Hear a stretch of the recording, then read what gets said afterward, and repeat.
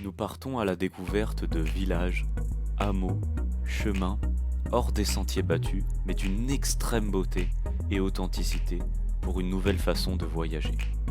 Voici l'Isola del Liri, qui est une commune italienne de la province de Frosinone, dans la région Latium, en Italie, à environ 100 km de Rome. Le centre historique de la ville se développe sur une île formée par le fleuve Liri, à la hauteur du château de Boncompagni Viscogliosi. Il s'agit d'une des rares chutes d'eau au milieu d'un centre historique, ce qui rend ce village si spécial. De plus, le centre historique de l'Isola del Liri est traversé par des ruelles qui dévoilent son patrimoine et ses charmes architecturaux qui font tant plaisir à nos sens lors de nos promenades.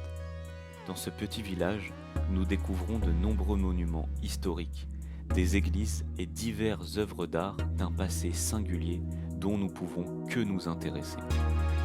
L'Isola del Liri et son territoire ont une histoire très riche et complexe. Elle fut fondée en 1104 au Moyen Âge et devait déjà être un bastion puissant contrôlant le trafic fluvial du Liri à une époque de raids constants des Sarrasins. Ces derniers, en 1846, avaient déjà pillé le Vatican. En 1187, dans le catalogue des barons du royaume de Naples, un certain Roffredo dell'Isola était seigneur de l'Isola del Liri et de Castiglieri. Il semblerait que ce baron a participé aux opérations de Guillaume II de Sicile contre l'Empire byzantin, puis à la Troisième Croisade. Mais attention, prenez votre temps.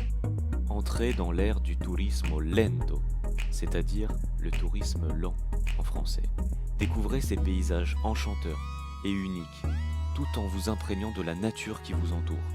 Privilégiez les rencontres et savourez les plaisirs d'une table riche et faite maison.